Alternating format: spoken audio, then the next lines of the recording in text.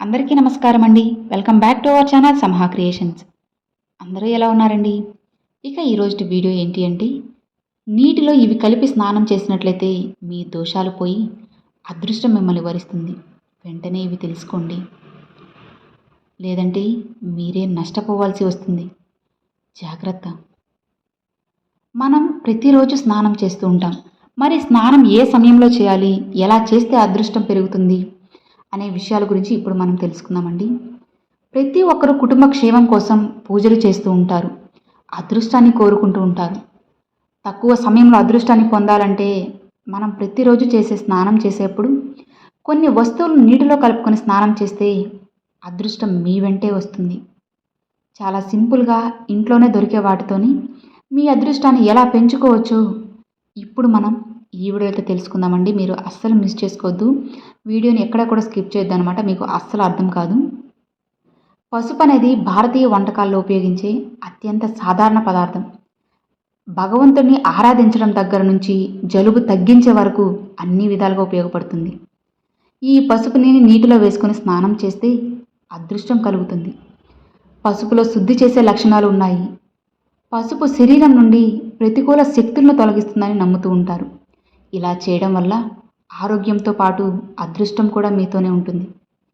జ్యోతిష శాస్త్రం ప్రకారం గులాబీ రేకులు ఆనందానికి మరియు సంపదలకు గుర్తు. సంపదలకు దేవత అయిన లక్ష్మీదేవికి గులాబీ అంటే చాలా ఇష్టం. కాబట్టి స్నానం చేసే నీటిలో గులాబీ రేకులను వేసుకొని చేయడం వల్ల లక్ష్మీదేవి అనుగ్రహంతో అష్టైశ్వర్యాలు కలుగుతాయి.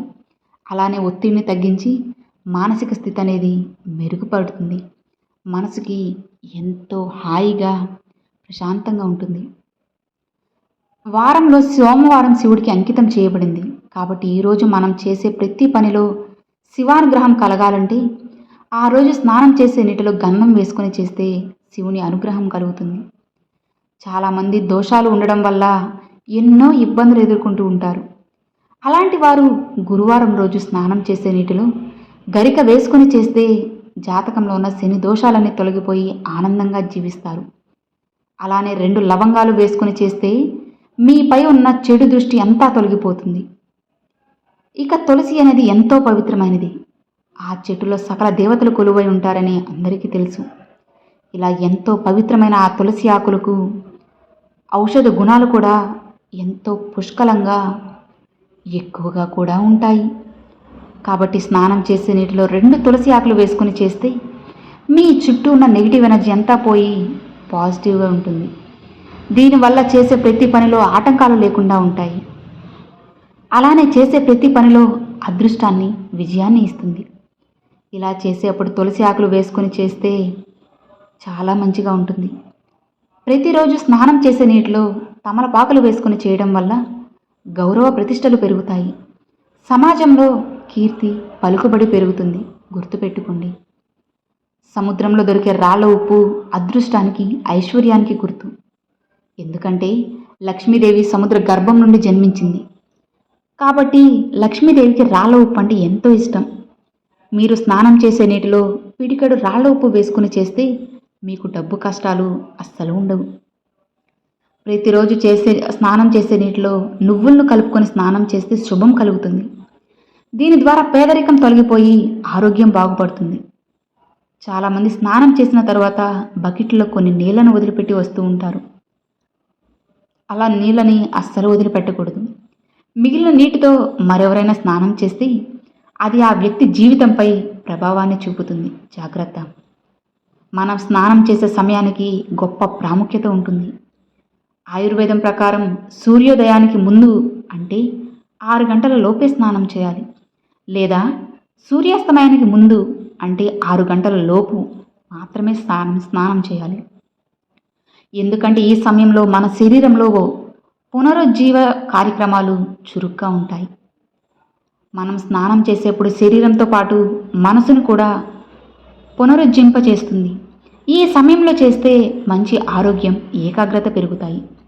మిట్ట మధ్యాహ్నం చేస్తే అనారోగ్య సమస్యలు ఎక్కువగా వస్తాయి. కాబట్టి వీలైనంత వరకు మధ్యాహ్న సమయంలో స్నానం చేయకండి. ఉదయం 5 గంటల నుంచి 6 గంటల మధ్యలో చేస్తే దాన్ని దేవతల స్నానం అంటారు. ఈ సమయంలో స్నానం చేయడం వల్ల కీర్తి, శ్రేయస్సు, మానసిక ప్రశాంతత, సౌకర్యవంతమైన జీవితం లభిస్తుంది. ఉదయం 6 నుంచి 8 గంటల మధ్యలో స్నానం చేస్తే అది సాధారణ మనుషుల స్నానం. ఈ సమయంలో స్నానం చేయడం వల్ల మానవుల అదృష్టం పెరుగుతుందని అందరూ అంటూ ఉంటారు. గుర్తుపెట్టుకోండి. ఉదయం 8 తర్వాత స్నానం చేస్తే రాక్షస స్నానంగా అంటారు. కాబట్టి మీకు వీలైనంత వరకు 8 లోపే స్నానం చేయండి. కుదరకపోతే సాయంత్రం 6 లోపే స్నానం చేయండి. అంటే 8 గంటల తర్వాత చేస్తే జీవితంలో కష్టాలు పెరుగుతాయి. ఆర్థిక పరంగా నష్టాలు పెరిగి పేదరికానికి దారి తీసే అవకాశం ఉంటుంది. ఒక్కటి గుర్తుపెట్టుకోండి, మగవారు స్నానం చేసే సమయంలో నగ్నంగా ఉండకూడదు. ఒంటి మీద కనీసం ఏదైనా బట్ట ఉండేలా చూసుకోవాలి. ఎందుకంటే నీటిలో జలదేవత ఉంటుంది. కాబట్టి నగ్నంగా స్నానం చేస్తే జలదేవతకు కోపం వచ్చి మిమ్మల్ని ఇబ్బందుల పాలు చేస్తుంది. గుర్తుపెట్టుకొని జాగ్రత్తగా ఉండండి.